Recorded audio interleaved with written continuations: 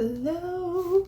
It is that time of month where I do my June reading wrap up. These are all the physical books that I read. This is actually only half of the books that I read. The other half were, of course, on ebook or even audiobooks I have started. So I started listening to a few more audiobooks this month, I guess. Technically almost this year, even though technically I started reading again fully this year. Does that make sense? But anyways, not to get distracted. The first book that I finished this June was Once Upon a Broken Heart. I just love the way this one looked, by the way. I got this one, I think, at Target. It caught my eye, and like I said, I love, like, it's hard to see, but it like is such a shiny like rose gold color that it was just so pretty. But I read this one, technically I think I started it at the end of May and finished it in the beginning of June, but I still count it towards June since I finished it in June. But this one I gave a 4-star. This was a great little fantasy book. There was a girl named Evangeline who was trying to get help with a love who she thought was marrying her stepsister. It almost kind of gave me like Cinderella vibes because like her dad died.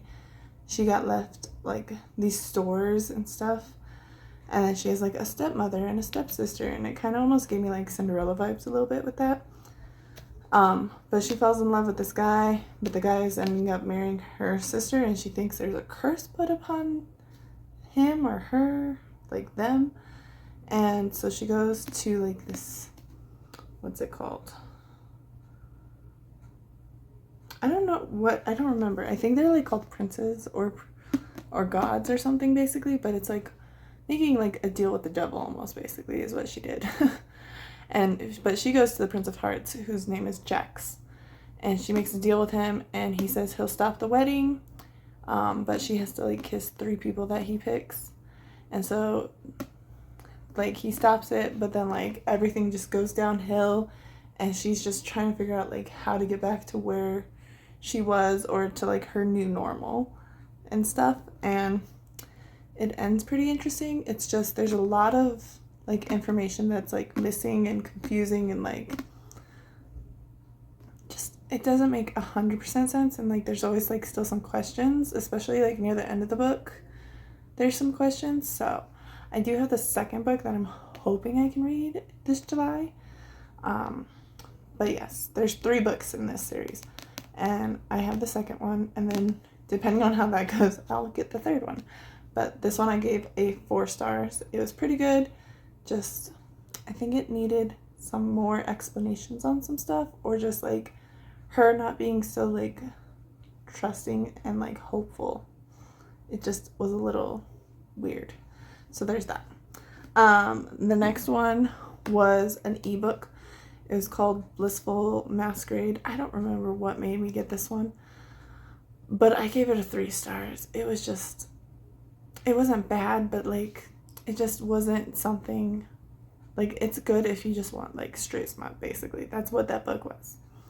Is that she basically, her boyfriend dumped her, she had bad self-esteem, she goes to a masquerade party with a friend, and then there's these 3 guys that she knows from a coffee shop that she works at, and then like she has a night with them, and then like a weekend with them, and yeah. And it left where like basically you still have so much questions, and you'd have to read the second book. And I hate it when they do that. I hate books that make it where like they get together in the first one and it's all this like intensity and stuff, and then they're just like, hey, if you want to learn more about like these people, and like the thing that I think the second book talks about mostly is like the guys' jobs, because it's like dangerous and like dangerous to the point where they're worried about her safety and don't want her to know about it. But then it's like they don't tell you, and then of course, like I said, you have to find out in the second book why they were so hesitant about starting a relationship with her, but you have to wait till the second book. Oh, and I'm sitting on the floor in my pajamas because, you know, I don't have anywhere else to go, and I was gonna sit over here, but then like the light is like shining bright on that door, and I was like, no, and I don't want to go on the bed because then I have to make the bed, and I don't like making the bed. So there's that. But anyways, yes, Blissful Masquerade, didn't like that one as much. No. The next one. The way I do my thing is sometimes I have my kids and my husband pick. And so I think my oldest and my husband were the ones who picked this. And it's one I've been putting off for a while. And I was like, you know what? I have to just bite the bullet. And it's the Crescent City House of Flame and Shadows, which is the third Crescent City book. Like I said, I read the other two like a few days within each other. I think a week, less than a week, I read both of the first two. And then the third one I got, and then I read reviews, and I got so scared because the reviews were not nice on this one. And I get it. After reading the reviews and reading the book, I get it, but like, I still like this book. It's not my favorite out of the series. The first one is still my favorite, but this one was still okay. There's parts of it that I wish they would have cut. And I think I told my oldest daughter, I said, I feel like they could have cut a couple 100 pages out of here and I would have been fine. Like, it's not important stuff, like, important, but like, it just felt like it dragged on too long. And then, of course, there's the part in the beginning where, like, someone said, I think, that you had to read the ACOTAR series to understand the first part, or the part where Bryce, when she goes to the other world, to understand where she went. And in a way, I can get that, but as someone who hasn't read the ACOTAR, at least not fully, I don't think it was important. I really don't. Like, the stuff from the first world, or the other world that Bryce goes to, like, maybe I would have understood it more with the ACOTAR, but I felt like I still understood it well enough to enjoy this book. So there's that. And like I said, I understand people are upset because they didn't like the way Bryce and Hunt were, like their relationship, where Bryce was just being stupid and annoying and not taking Hunt's feelings into consideration, and I get that. But I think they both had their own internal issues that just made it where, like, Bryce is tired of the Fae and how they were, and tired of the Asteri, and Hunt, he's just still dealing with all of his emotions from when he did his first rebellion, and of course being locked up and tortured a second time. Like, it's a lot. And of course they're doing all of this within like days, weeks and stuff, so it's not like they have all these times, like this time to process all their emotions and thoughts and feelings and what they're going through, because they're trying to take down the Asteri like right away. So again, I gave this one a 4-star. 4. Again, it's not my favorite of the series, but it does kind of like put an end to the chapter of Hunt and Bryce. And technically the series is done, but technically not. It's technically like Hunt and Bryce's story are done. But there's still like parts that I heard where they might continue, which is kind of good, because there are parts of it that I was like, I want to know what happens to this person and this person. And then I will say too, the one thing that did bug me in the beginning was the constant changing of point of views, because like, oh my god, like it would go from Bryce and then it would go to Hunt, then it would go to Ithan, and then it would go to Therian, and it was like, it would just like go all over, and like they didn't tell you, you would just have to read and be like, what is going on? Oh, okay, this is Hunt's point of view. Oh, what's going on? Oh, this is Bryce. Oh, Ithan. Like, it just like, you would have to read it. And so that annoyed me in the beginning, but it also kind of kept me interested, because like something would happen with Bryce and then I'd be like, it would end and I'd be like, I need to know what's going on. And so I'd have to read through Hunt's and Ithan's and Therian's and like get to Bryce's again to find out what happened. But then it's like, if you cut off and then stop and then you're like, what happened? It might confuse you. But yeah, this one, I feel like I could go over this book and the other Crescent City books so much. Like I said, it's a great series, but this one was not my favorite. It was a 4-star. And next one is another ebook. It was called Midlife Curses. I found it on Amazon, I think, and it looked interesting, and I was like, oh, let me try it out.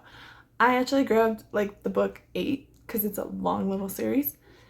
And, you know, it wasn't bad. It's about this woman. She's like 39. She goes through this bad divorce, breakup, whatever, right?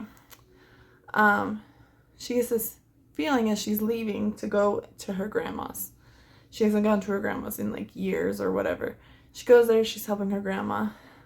She gets a job at a grocery store as a cashier, even though she had started a big successful business in her other life. She goes and works at a cashier.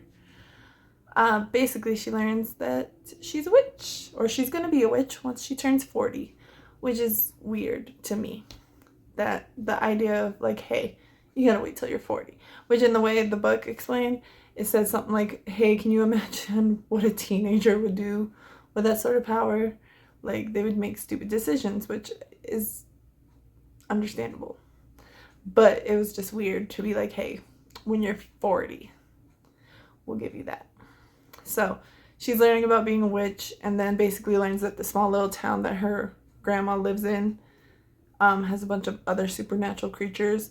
And then there's her boss at the grocery store dies, and he was a vampire, and they're trying to figure it out. And then there's like some supernatural podcast where there's two people who like know that there's something shady going on and stuff, and like it's just very weird. I think, what was it? I gave that one a 3 stars because there's still a lot of answers that need to be answered, and it's one of those ones that like, to get answers you have to keep reading the series.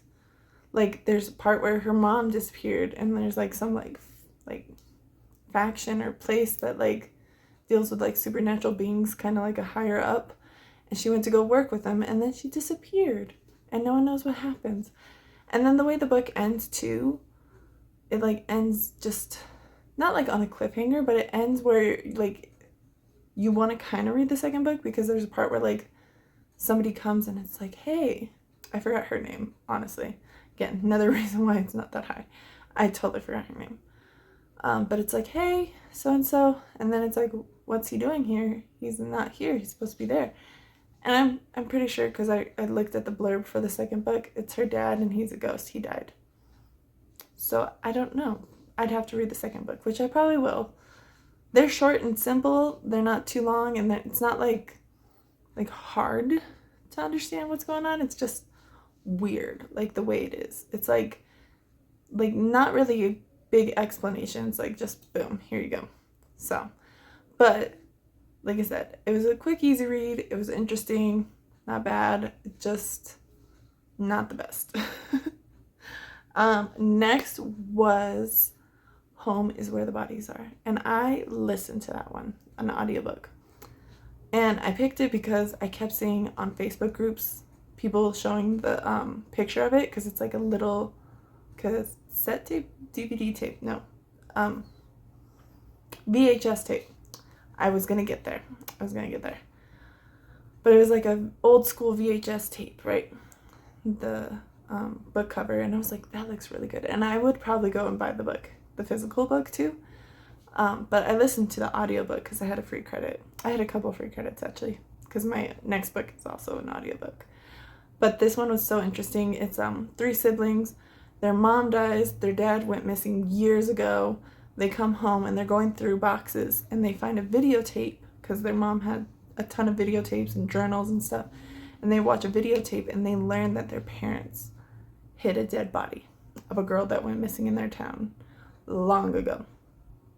And these siblings, you have one who, she stayed home, she took care of her mom, she like stayed in the small town, like never got to leave.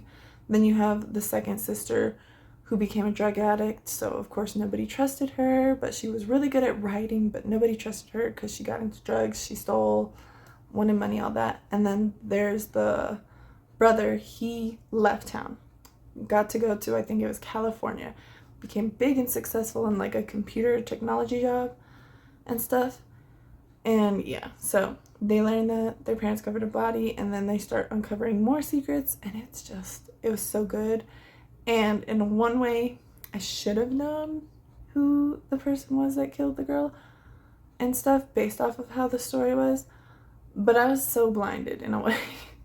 Like, it was obvious. Like, most people probably would have been like, oh, I know how that ends. but I was blinded. So when I got to the part with the person being revealed who really killed her, I was like, okay. Yeah, okay, that makes so much sense. And so I love this book, and I gave it a 5 stars. Because like I said, I don't know what it was about that book, but it like drew me in. I couldn't be let go, and like listening to it, it was just so good. So good. So it was a 5 stars. And like I said, in my mind, it probably, like, if I read it, maybe it wouldn't have been a 5 star, but listening to it, it definitely was 100%. So next is, oh, I skipped one. I skipped this one. I was like, wait a minute, I have 2 physical books and I'm about to read or mention another audiobook and then 1 physical book. I was like, I skipped one. So I skipped this one. This one was called A Talent for Murder. And for the first time ever, I read my book of the month book for June. This is the one I got for June, and I read it in June.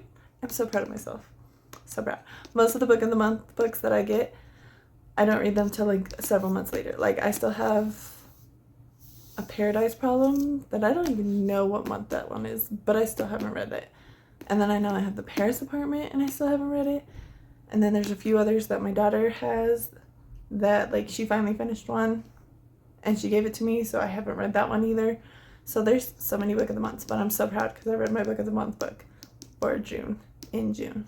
So, but this one was so quick and easy. A Talent for Murder. Basically there's this wife, she thinks her husband who goes to these conventions, she finds like blood on his shirt one day, and she's like starting to get like suspicious that he might have killed people. And so she gets the help from a college friend. A college friend who helped her when she was with an abusive boyfriend back in college. She contacts her to get help. And so they investigate this lady's husband. I think her name was Martha, wasn't it? Yeah, Martha. So Martha contacts Lily, which is the reason my daughter picked this book for me. She said, I want you to read the book that has your name in it. It's spelled different, but it has my name in it. So again, that's funny. But she contacts Lily to help her. Lily helped her back in college. And then so they're asking questions and stuff. And then like this book is broken up into 3 parts. And after the first one, I was like, because the first one talks about it and gets into detail. And like Martha and her husband, they're like boring and plain. And it just wasn't interesting. Like, it just was like, okay, whatever. Second part, you get a look into the actual murder and their mind. And it was kind of interesting, but also it like ruins the surprise because it's like, okay, so now we know who did it. Okay, cool, whatever. Like, you know. And so it's like the third part, it's like, what is the third part going to be about? And it's about the Lily girl finding out information about this guy. Because he basically kind of disappeared and like has these aliases, aliases, that's the word. He has these aliases that make it where he basically is a whole nother person with all these different lives and different like properties and stuff. And so it's like trying to figure out. And the Lily character is from some other books by Peter Swanson. I was like, who's this author? I didn't mention any of the authors' names because I don't have most of the books. But the Lily character apparently is from another book, and she has the help of another guy who was an officer, detective. And so that's like a thing apparently. Because when I read the reviews, people were like loving the fact that she and this one detective undercover cop are back together solving another crime. And maybe because this was my first one and I have no clue about her as much, except for what I read in this book, that I gave this just a 3 stars. Because it was quick, it was easy. But like I said, after the second part, you already knew who killed her or killed the people, and you find out the reasoning. And then the third one, it's like weird and crazy, like near the end. So it was very weird, unbelievable, wild. So there's that. And then since I skipped that one, we'll go back to my audiobook, which the next one I read, I found that right now I'm in like this thriller / mystery kind of thing. And so I was like, what else can I get? And so I found one, and I was like, I'll just try this one. And it was called Never Lie by Frida McFadden, which apparently is also a big thriller suspense kind of author. She has tons of books. People love her, people hate her. And I've only read, like I said, I haven't read a book, but I listened to this one. And I won't lie, at first I was kind of getting annoyed because I was like, the character in the book was just annoying. She was constantly talking about like how much she loved her husband and how much he's so great. But basically, before we get into it, the premise of the story is that there's this couple, newly married, like 6 months. They go to this house that's an open house, and they get stuck there. They have a blizzard, and they get stuck in this house, and they can't leave. And the house belonged to what is presumed a missing, like, what's her name? Psychologist Andrea Hall, I believe, is what her name was. I know the Hall part is right. I want to say the first name was Andrea. But she basically is missing. It's presumed her boyfriend had killed her, but there was no proof because there's no, like, body or anything. And so, basically, this couple is stranded there. And the girl, like I said, she's constantly talking about how great her husband is, how, like, all her friends say it's a red flag, and, like, he's this and this, and then, like, after a while, she keeps talking about being pregnant and how she's so worried about telling him, and that how will he react, and it's just, that part annoyed me so bad. That part annoyed me, I won't lie. And then, this wife lady, her name is Trisha, I think it was, or Trixie. I want to say Trisha. Yeah, Trisha. Her name's Trisha. She finds a hidden room with the Andrea Hall's tapes because she holds the psychology sessions with her patients at home, and she records them all with or without consent from them. She didn't care. So this Trisha lady, she starts listening to them. And so you get little tidbits of what's going on. And at first, I thought I knew who did it. Like, it made it seem like so obvious. You were like, that's who did it. I know it. That's why this is all weird, why it's going like this and this. And then near the end, it, like, completely, like, threw you off. And so I gave this book a 4-star because, again, it was a good book. The beginning part, like I said, I couldn't stand the character, but it threw me off. I don't know how to feel when I read it, because it was like, wait, what? Huh? Oh, okay. Like, it was crazy.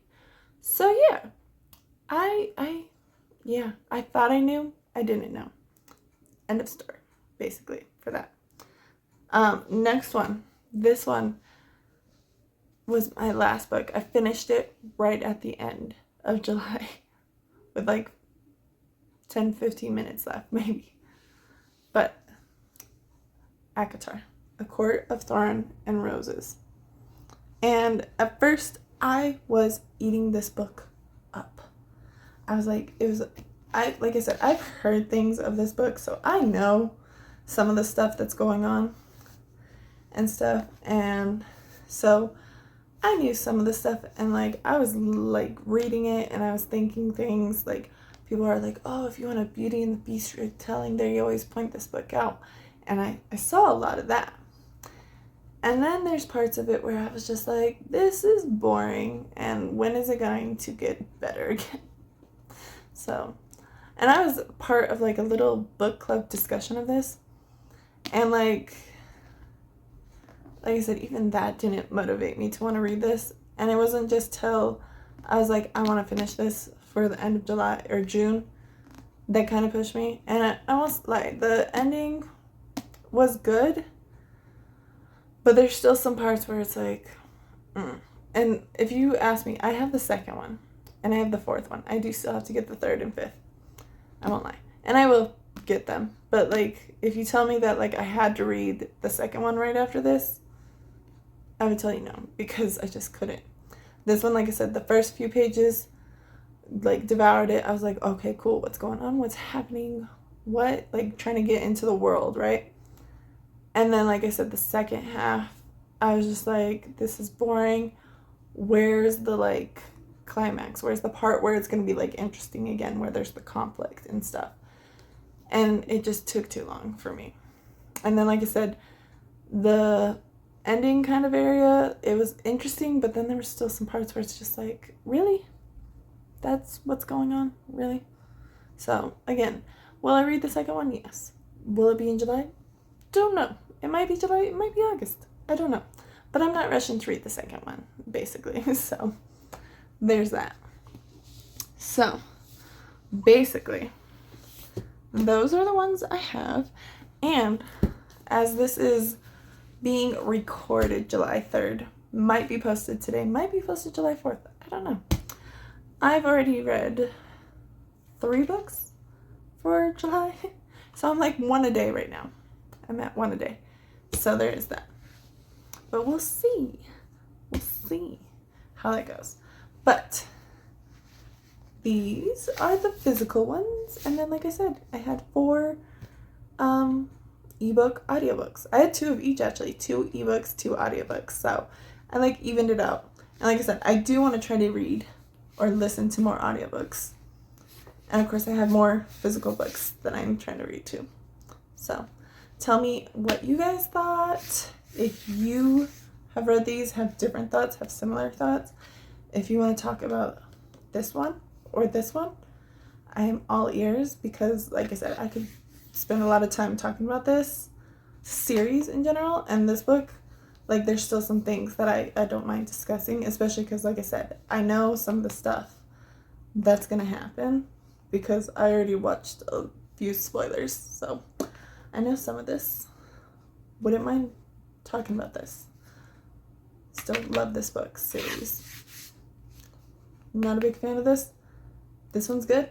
I gotta read the second one. So, but yeah, so this is my June reading wrap up.